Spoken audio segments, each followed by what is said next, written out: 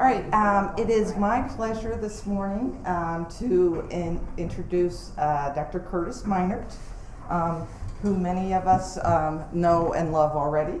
I was thinking about how to summarize. So, we know that he's from Sleepy Eye, or most of us, some of us know that. So, from good Midwestern roots, and went to the University of Minnesota and graduated in the 60s for You didn't have to say that. Well, yeah, and came to Maryland working on the UGDP. You started working on the UGDP in Minnesota and then came to Maryland still working on the same project.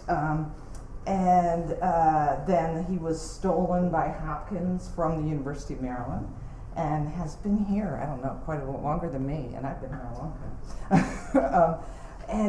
Kurt has done, taught and been involved in a number of trials. I think, what we talk about sometimes in clinical trials about how the whole idea of multi-center clinical trials really got started in the 1960s with the NHLBI and NEI, and Kurt was certainly a part of all that, of creating the foundations for what we do today. And it is one of the awards he won. I thought they really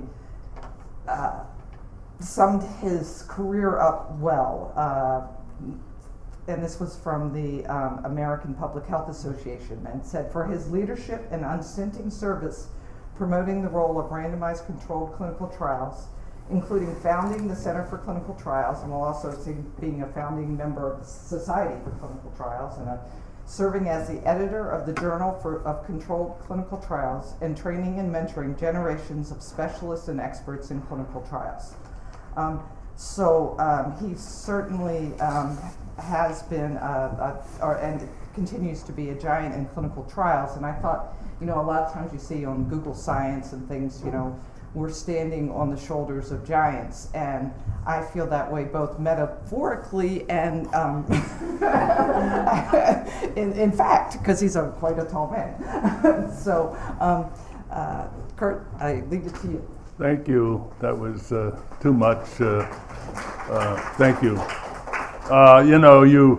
You mentioned, Janet, about being stolen away from the University of Maryland. I'm very fond of Leon Gordis because for a lot of reasons, but years ago he called up one day and said he wanted to talk to me. Come on ahead. Well, he wanted to talk to me about coming to Hopkins, and I told him, I said, well, thank you very much, but I'm happy here, so, it's an honor, but thank you. And then Leon, in his usual fashion, said, well, just think about it. And after he left, and after about 3-4 months, I looked around and I said, well, I'm not so damn sure I'm happy here. But then I was afraid he'd never call again, because I'll be damned if I was going to call him. But eventually he called, and the rest is history. So why look at the state and nature of NIH trials? Who cares? Well, the thing is that NIH actually, relative to industry, does a small number of trials. I mean, the industry does many, many more trials than the NIH does. But the difference between industry trials and NIH trials is that industry trials are usually commissioned by industry and commissioned with interest in seeing whether or not you can market this drug. A lot of them don't get marketed, but fail along the way. But so the motivation in industry is to market drugs. Well, the motivation in NIH isn't to market drugs; it's to find out about treatments and test treatments and so on. And virtually all the trials that I've done are NIH supported. And the reality is that there are a lot of trials that industry won't do. Most of the trials that I've done, most of the trials that Janet has done wouldn't be supported by the NIH. She referred to the UGDP, the University Group Diabetes Program. Well, that was a head-to-head comparison of a drug by Upjohn and Eli Lilly, insulin and talbutamide. Well, Eli Lilly isn't interested in funding that trial, and Upjohn isn't interested in funding that trial because of what you might find. So there's all sorts of trials that just wouldn't be done without the NIH, and to say nothing about prevention trials, secondary and primary prevention. So it's important to look at, I suppose, the state and nature of trials. Now, so here's a Trivial Pursuit question. What's the difference between an RFA and an RFP if you're getting something coming from the NIH? What is the A? Well, Janet, of course, knows. A stands for application, P stands for proposal. So who the hell, who cares? Well, the reality is that Ps are contract supported by NIH. The A's are grant supported. Now, what difference does that make? Well, sometimes it doesn't make any real difference. But on average, investigators are going to have more to say about the A's than they do about the P's. They're going to have a bigger role. And furthermore, lots of trials that are done by the NIH are absolutely investigator initiated. And that's not the case usually with industry. So let's see. I don't know, Janet schooled me on this, but she wasn't a very good teacher. She couldn't get it to work either. Well, anyway, investigating the state and nature of trials, this talk wouldn't have been possible in the year 2000 or earlier. There would be no way to know about the state and nature of trials other than looking at the published literature. You could do that, but you're dealing with a very selective sample. I mean, you're dealing with only the stuff that gets published, and there's a lot of stuff that doesn't get published. So this wouldn't be possible until registration came about. So in 1997, the FDA Modernization Act required the NIH via the National Library of Medicine to create a public information resource on clinical trials subject to regulation by the FDA. That gave rise to clinicaltrials.gov. So, and the idea of registration was kicked around. I remember meetings of the Society for Clinical Trials in the early 90s where there was push for registration. So the registration in 1997 wasn't a new concept. It just came about then. All right, so clinicaltrials.gov opened early 2000. It accounts for over 60% of all registered trials. Clinicaltrials.gov is not just for registering NIH trials, it's for registering any trial. And it accounts, as I said, for over 60% of all the registered trials. And registration, how many of you have registered a trial? Yeah, well, that's a joy, isn't it? It's a pain. And once you've registered, you can't get off their list. You keep getting stuff. I'm getting stuff now for trials done 15 years ago with regard to needing to update or whatever. And the SOGA trials, I've tried to hand that over to Milana and Mark, and I keep getting messages that you need to do this and you need to do that. So once you've registered, you're on for life. You can't get off of it. There are over 170,000 trials registered, there's about 20,000 that are NIH funded and about 70,000 that are industry funded.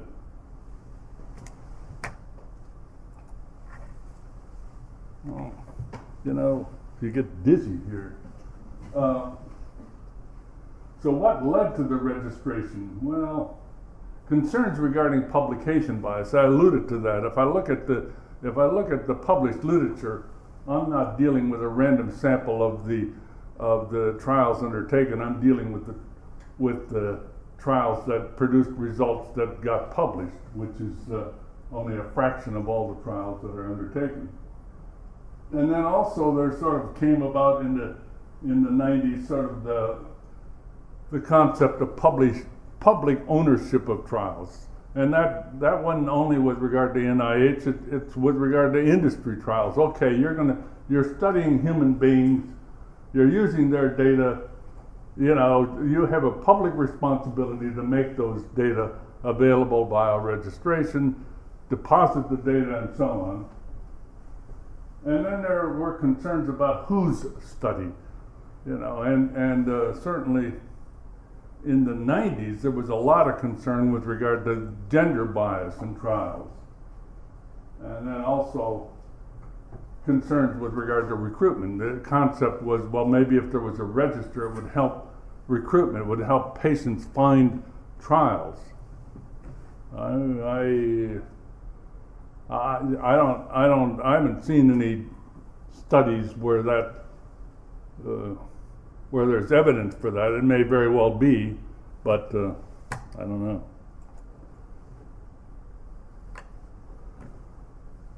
You want me to come do that?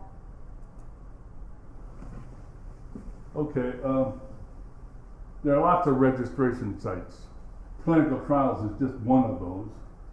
The World Health Organization has a platform, so to speak, of registration sites that meet certain standards. So you don't need to register in clinicaltrials.gov. You can register on any of those. And beyond that, there are a lot of other registration sites, but these are, at least according to WHO, the only ones that meet the standards of being open to the public and meeting certain other standards. Okay. And the other problem, by the way, is that you can register a trial in several sites. So if you start wanting to look at those other sites and compare them and find trials, you'd have to be concerned with the double counting, because they're going to be registered in clinicaltrials.gov, and some of those are going to be registered also on one or more of those sites. So that's the reason why, with regard to what I'm saying, I'm only looking at clinicaltrials.gov, and that's already messy enough.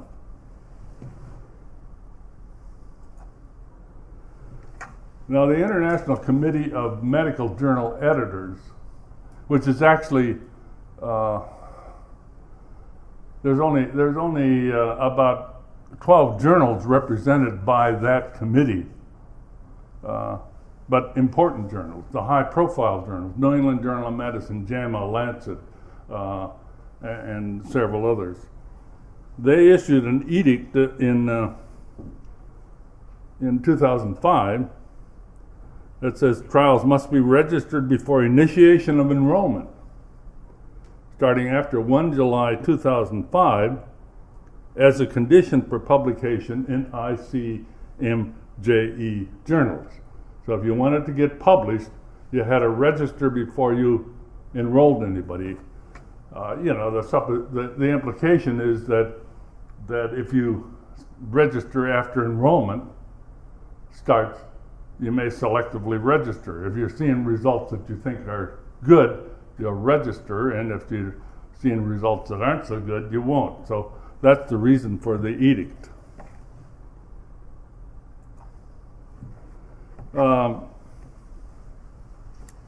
So what about registration? Registration now in clinicaltrials.gov. Well, when it started, 2000 to 2004, there were 3,522 NIH trials registered and a small fraction of industry trials. Then industry got with it.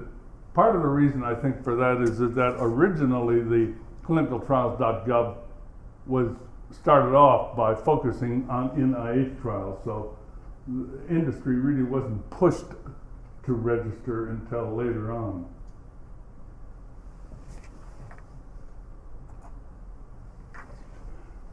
You know, if you want to interrupt me because I'm happier if you're talking than if I'm talking. Now, so what about late registrations, NIH versus industry? Well, 2000 to 2004, half of the registrations were late. Eventually that got down for 2010 to 14, about 14% are late. They're still late.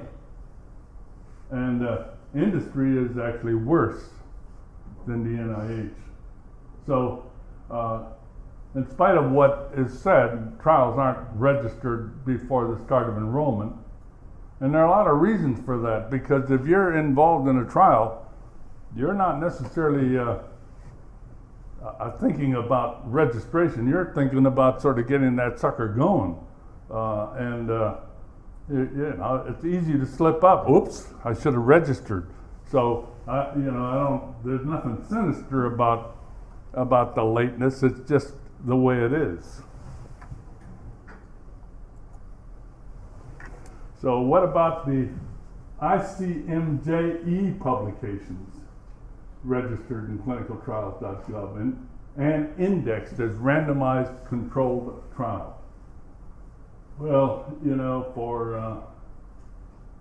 doesn't give the year, does it? It's 2004. It does, Or- 2015. Right. Or 2010, oh yeah, it's in the title. So looking at those three journals, NEJM, Lancet, JAMA, there were 247 randomized controlled trials published, indexed by NLM as randomized controlled. And there were 39 of those that were late at least 1 month, and there were 14 that were at least a year late. So the bottom line is there that ICMJE doesn't follow their own guidelines. And one of the reasons for that guideline was to avoid selective reporting. Well, I mean, they're selecting. Anyway, I think it's interesting that, and furthermore, they also, yeah.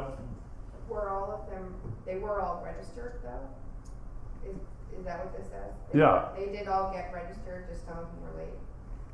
Yeah, well, the only way I could find them is if they were registered. Yes, they were registered in clinicaltrials.gov. All of those, 247. But a number of them were late. But you didn't find any trials published that were not in the registry? I didn't. How the hell would you find them? Well, they're in the journals. Well, I didn't. I'm relying on the NLM indexing. And by the way, there's lots of things we can marvel about, and certainly one of those things is NLM. I mean, the indexing of medical literature, even though, there are mistakes and there are problems and so on, it's marvelous. I mean, it's unbelievable. So I relied on NLM to index those things.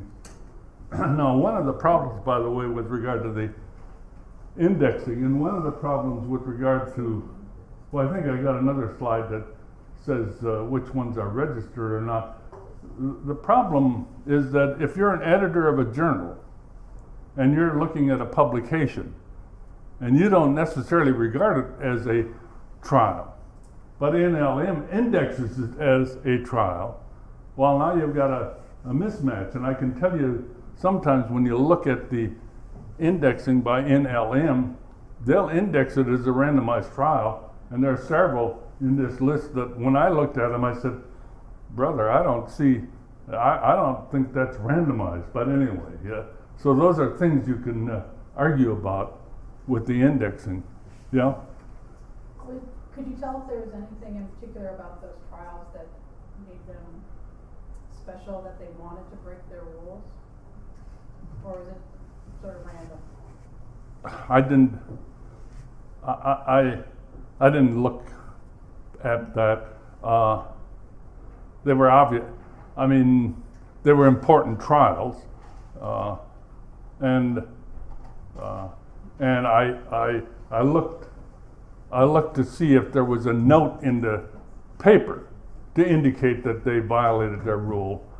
In no case was there any statement about that. It was just there. Yeah, maybe let's see. Yeah, these are randomized full-length publications with registration numbers indexed in PubMed. Now, PubMed, if you look in PubMed, they will tell you if a trial has a clinicaltrials.gov registration number, or what the hell is it, Jill? RTCN. Yeah, it's the UK registration number, and I think starting in about 2015, they're listing any official registration number. So you can, if you look in PubMed, and you look at the article, or you look at the indexing that they've done, you can discover whether or not it has a clinicaltrials.gov number. It's indexed. So with regard to full-length publications with registration numbers indexed in PubMed, the number of publications is in the second column, and the number with registration numbers is in the last column. That's, I think, gets back to one of your questions. So not all of those things that are published in those journals have registration numbers. And I've alluded to why that may be, because the editor doesn't necessarily regard it as a trial, doesn't ask for it, but the indexers regard it as a trial and expect it to be registered. So there are those mismatches. But the important part of this slide is this portion right here.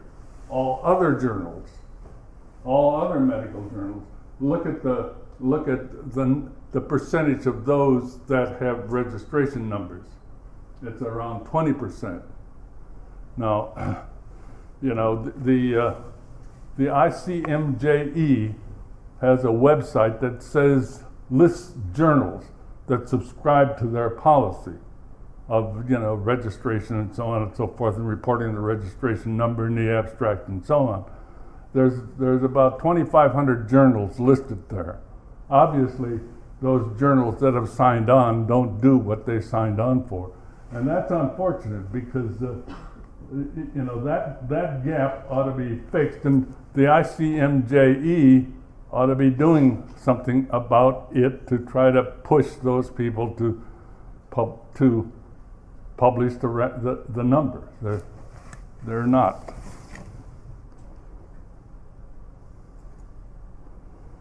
Okay, well, some of you get stuff I write sometimes. I have a website, what the hell's it called? trialsmeinertsway.com. And I use it for serious things and rants. Half of the things there are rants, but I wrote a piece saying about my wish list for clinicaltrials.gov, and I got in big trouble with Deborah Zarn, who runs it, because she was not at all happy with that memo. Well, one of the curious things about clinicaltrials.gov is that you can't find the term clinical trials on there. What they talk about instead are interventional studies, not clinical trials. And you know, as a literalist and a dictionary writer, Well, I'm intervening as soon as I'm talking to somebody, as soon as I'm collecting data on somebody. That's intervention. Intervention means, or intervene means to come between. It has nothing to do necessarily with treatment or anything else. So it's a very wishy-washy term. I suspect the reason why they went for interventional study instead of clinical trial is because it softens the jar, so to speak. It's to sort of downplay the notion that it's to try something. So that was my first wish. The second wish was that they would do something with regard to the other category. Over 50% of the trials registered are, they give funding into NIH, industry, other federal agencies, or other. Over 50% of the trials listed are funded by other. And anybody in the data collection business knows that when you're collecting data and you get too much stuff in the other category, you got to go back and redefine and so on and redo and give more specificity. I wish for a field to indicate results when results have been published. If you look at clinicaltrials.gov, there'll be a list of publications there, lots of them sometimes, and you have no idea whether or not any of those relate to results. There's nothing that indicates that. So if you've got a website that has 100 publications, you're going to have to look at 100 publications to figure out whether or not they report results of the trial. And my best example of that is, and Janet knows about this, POINT. I have no idea. I can't remember what the hell POINT stands for, but people in the room would know. It's a trial, and it's registered. And if you look at the website, there's about 100 publications listed there. And the last time I looked, maybe it's different now, it hasn't even started enrollment. So there's 100 publications listed, and there's none of them obviously relate to results. Now, I'm not picking on POINT because a lot of people list publications that give the motivation for that trial. And those 100 or whatever POINT publications obviously relate to the motivation for the trial. But if I'm trying to find results of a trial, it doesn't help me a hell of a lot. So that's why I wanted something indicating that results have been published. And I would like to have something to identify publications containing primary outcome data,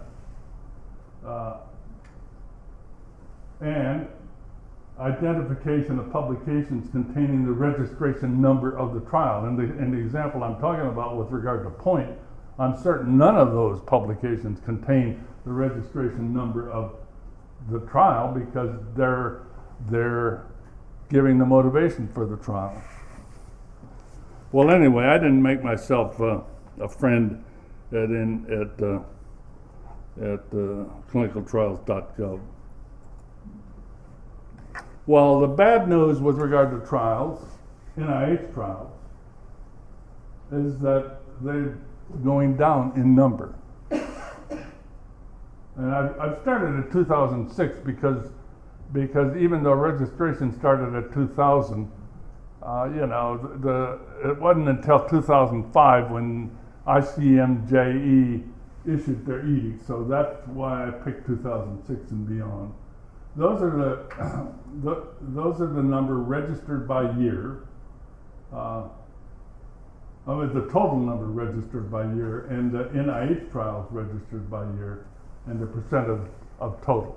So the bad news is that the number of NIH trials is declining,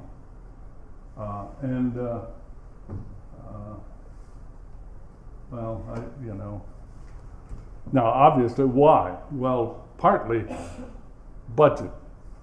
If you adjust the budget for, I think I have a slide on that, I believe.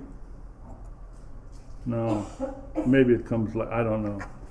What about trials by institute? This is across time from 2006 to present. Those are the trials listed in order NCI is by far the most. How many of them are completed? That's the completion rate over in the last column. And institutes vary with regard to that.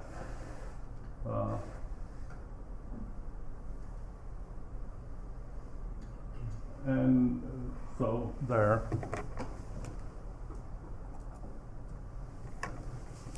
And how many of them are done in 5 years after this, from the start of enrollment?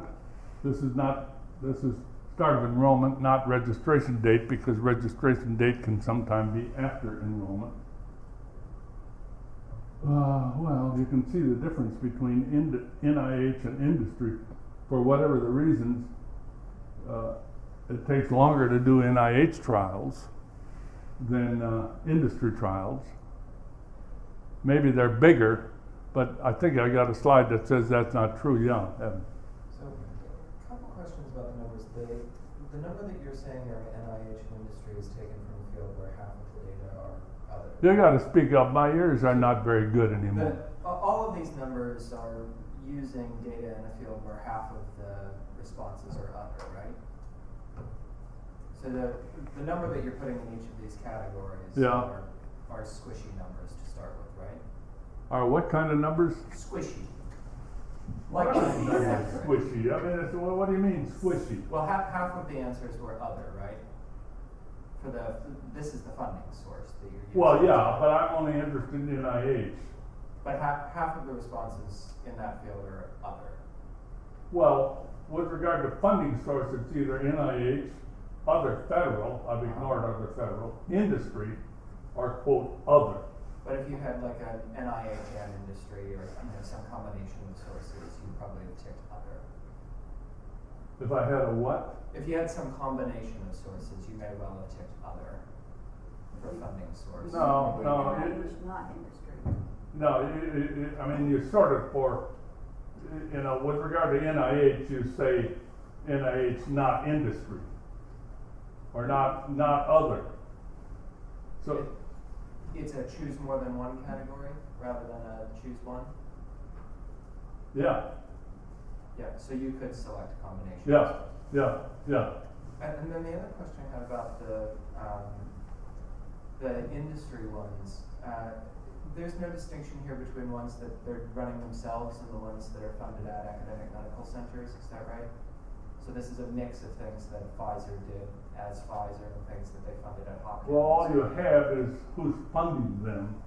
I'm not saying that there's no academic involvement in industry trials, but all I'm saying is that looking at funding source, that's all I have.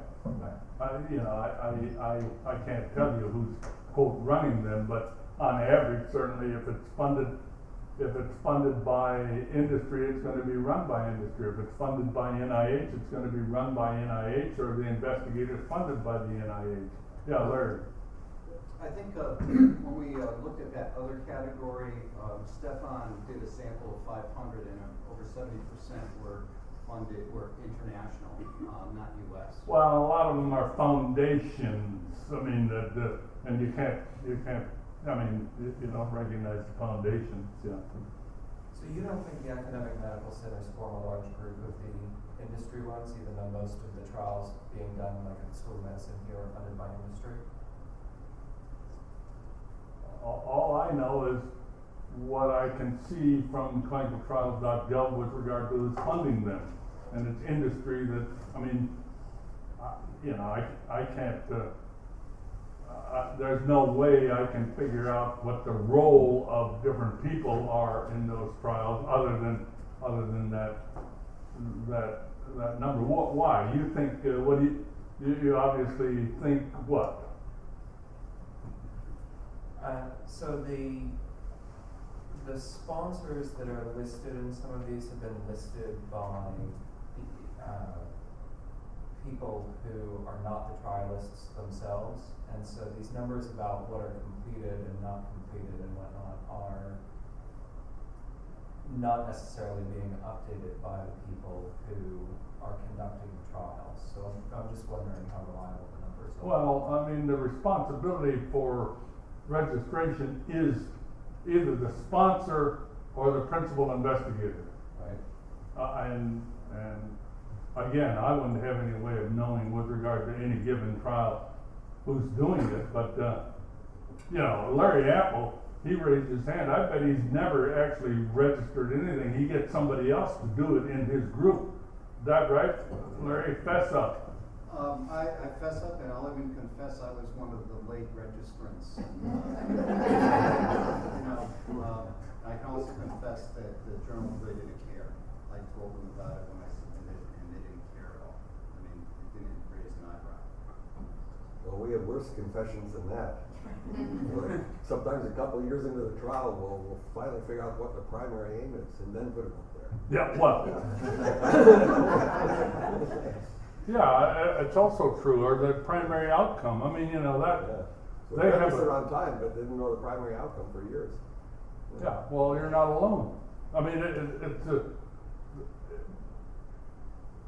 this is all we got. I mean, there's some pretty squishy, soft stuff, but again, we should marvel in what we have, not what we don't have. I mean, registration is a great step forward, because without that, you have no way of knowing what the hell's going on in these sorts of things. So it's by no means perfect, and it's messy. And doing analyses in that data set, as Jill will attest to, is messy and frustrating. So there's lots of stuff to complain about, but without it, we wouldn't know anything with regard to trials. So I'm thankful for what we've got. I'd like to make it better. But the more stuff you put on with regard to registration, the more frustration you're going to create for the Larry Apples of the world, because it's a frustrating business to register, and they don't necessarily talk in your language. They talk in tongues sometimes, so you can't figure out what the hell they're talking about. But I'm thankful for the registration.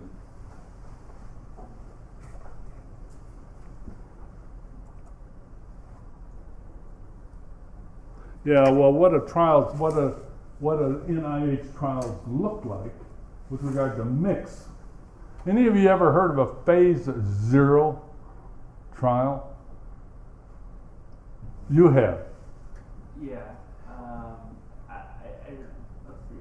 I think it has to do with like very small microdoses in healthy. Well, but did you hear about it before you looked at clinicaltrials.gov? I mean, this is the first. I mean, the usual definitions are phase 1, 2, 3, and 4.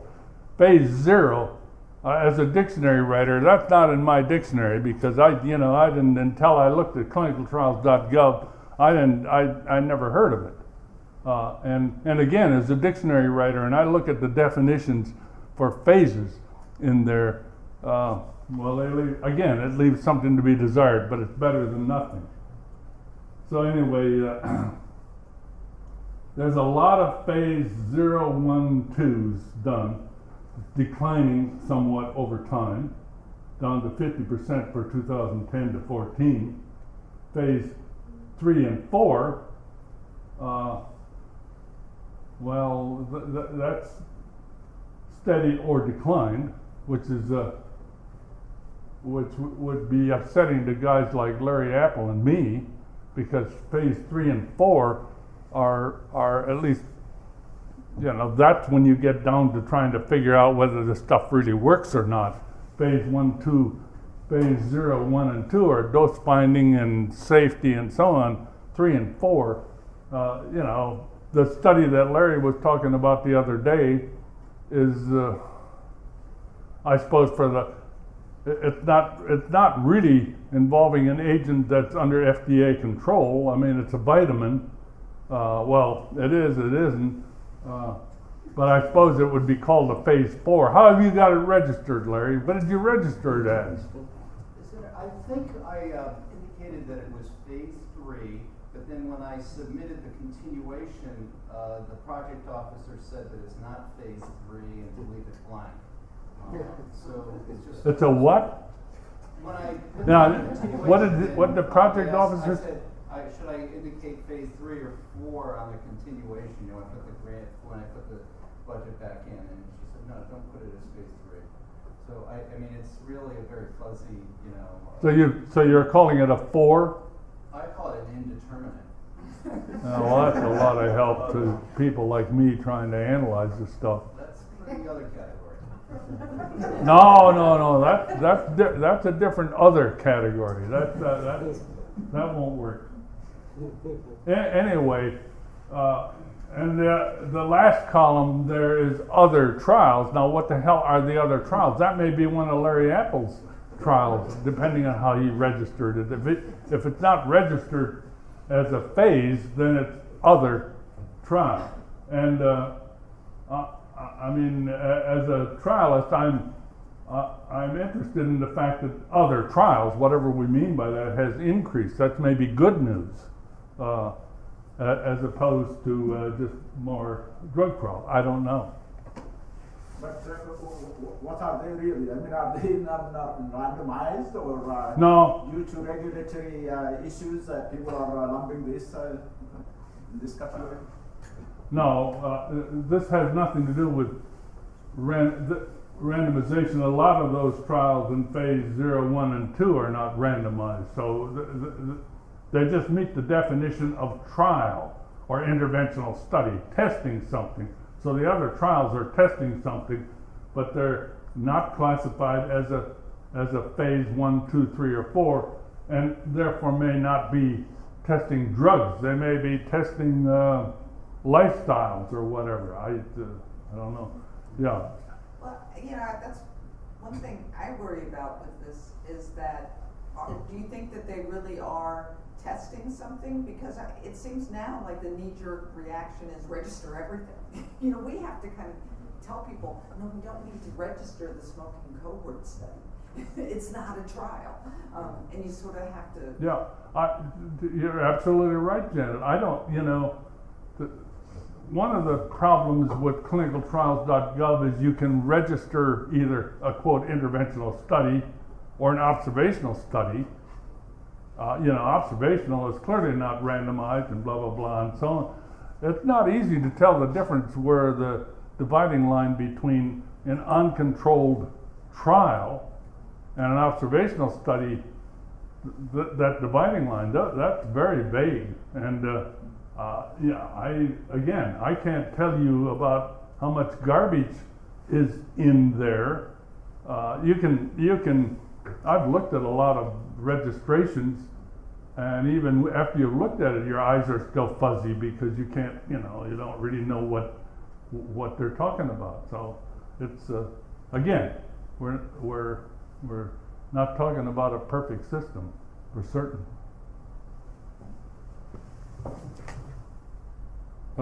Yeah.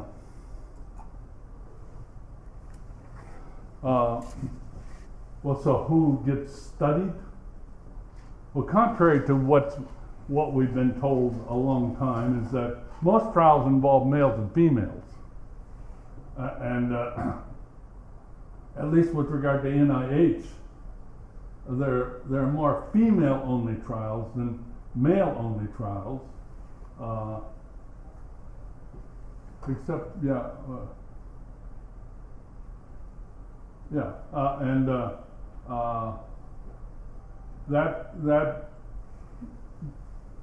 that's different than for industry, I think. No, I don't have that. Yeah, and age groups, who gets studied with regard to age groups? Children only. 0 to 18 is what is the definition of a child in clinicaltrials.gov. Adults only, that's beyond 18 through 65, and seniors are over 65. So Larry's study would be a seniors only study. So you know, many more on adults than children. So how How many should we be doing on children versus adults? Well, that's a question. I don't know.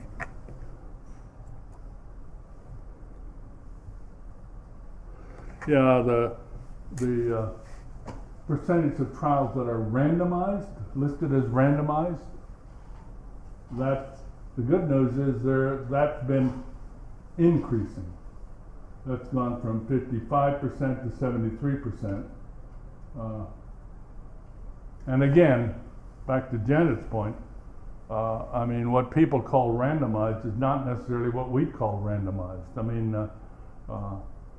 But there's a field that has this Yeah. variable? yeah, That's good. yeah. There's another field that says whether or not it's blinded. Haven't looked at that because that, yes, there is a field called allocation that tells that you get that from. Oh, okay. That's reassuring.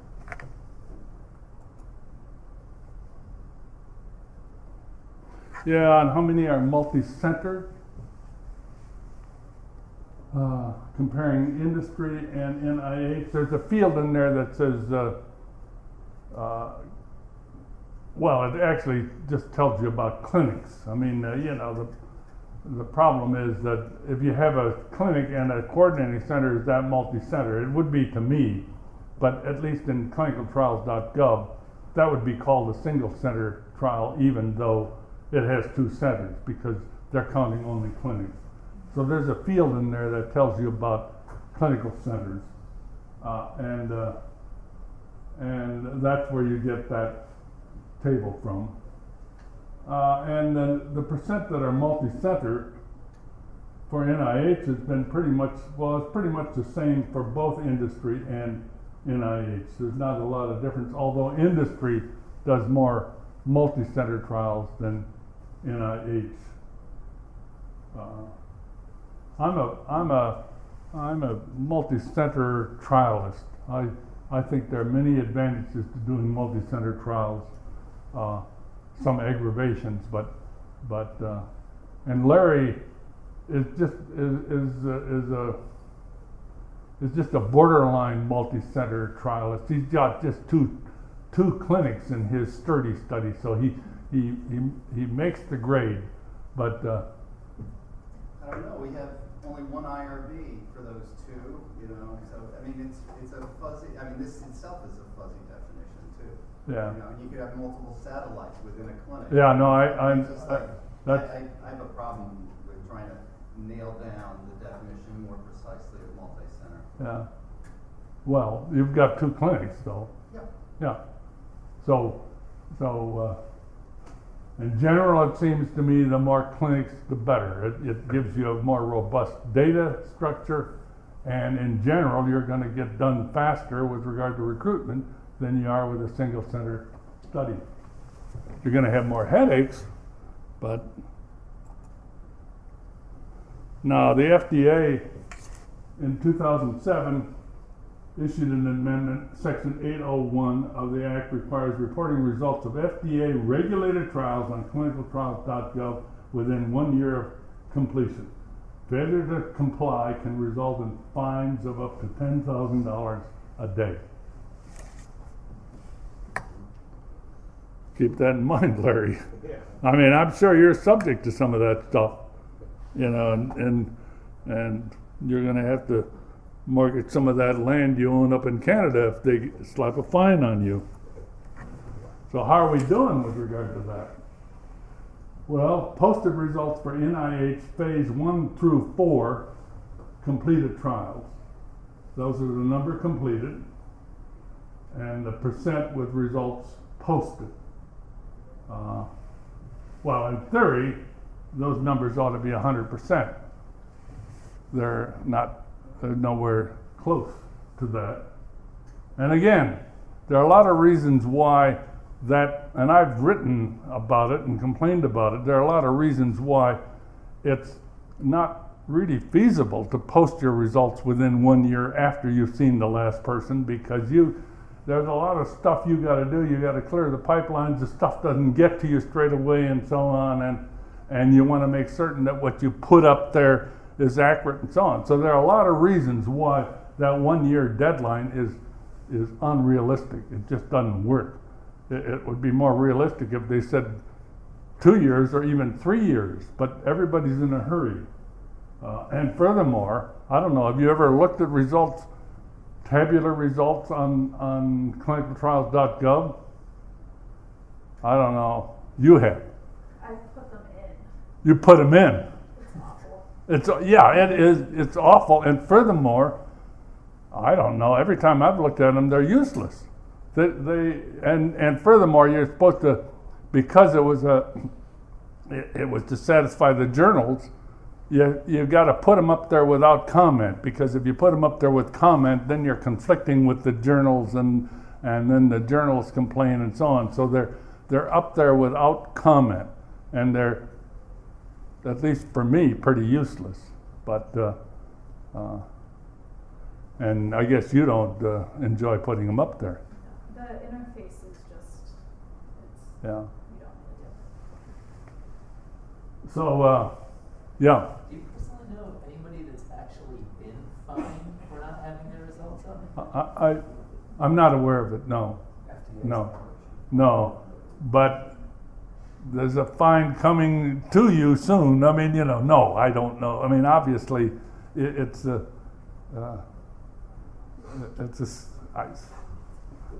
have the capability, but and it would be maybe one way to balance the budget. Because $10,000 a day, that multiply that by that, and you'd have. What about sample sizes? Well, the mean sample size and median sample sizes for NIH trials and for industry. I mean, there isn't a lot of difference. At least median sample size, 60. If you got 2 treatment groups, that's 30 people per treatment group. That's not a lot of people.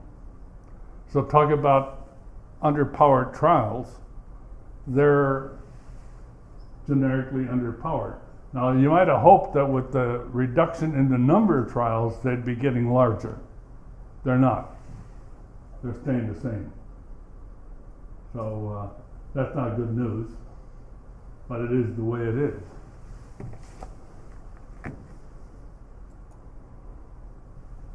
And then last, publications. You can, with a lot of hard work, and Jill could attest to the hard work. She's been doing yeoman work with regard to sort of doing some of this stuff. So the percent published after completion within 1 year. Well, 7 to 15%. Within 3 years, slightly, higher. And within 4 years. In other words, either people are not putting the publications up there, or they're not publishing. I don't know. But it's not a great record. Furthermore, I'm not surprised by the time. What's the average time it takes from when you finish a trial to getting it published? Well, that's going to be close. That's going to be at least 2 to 3 years if you're lucky. What do you say, Larry? For the one that I violated, I actually haven't put the date up because it's so irritating to me. I went out of my way to have an extensive supplement and provide all of the mean standard deviations, But I'm talking now about you're putting your publications up there. And how long does it take you after you finish the trial to publish the results? I do aim for 1 year, and I've been able to do that for all but one major trial. You have? Yeah. Well, It takes a ton of work to do that. That's impressive. Janet, what do you say? Well, it depends. Sometimes we get them out, very quickly, but it's all about getting accepted, as the sort of we've had some negative trials, some published in big journals like JAMA, but those take longer. Yeah, well, I have the record with 4 rejections before it got published, so I don't know. Can anybody else beat that record? I'm working on it. You're working on Not it. accepted yet. Well, so you're in contention. So Yeah, this would be at least the room for best. yeah. So anyway, I'm not surprised by the fact that it takes 2 to 3 years to publish results after you've finished, if you're lucky. Or negative. No, sorry. How could I say negative? Yeah. Well. Yeah. Well. All results are important, but they're not necessarily viewed that way by journals. So now, one of the problems, by the way, is that clinicaltrials.gov on a daily basis screens for trials that are published that have a registration number in them. So even, Larry, if you published and you didn't list the publication on your website, and it's got a registration number in it, and it's indexed, clinicaltrials.gov will post it. It will be there, even without your knowledge, perhaps. So it gets posted. But that's back to the slide I showed some time ago. If only 20% of the trials include registration numbers, there's only 20% where they can do that for. The 80%, they can't find them. They can't post them. So anyway, they will do that. Yeah.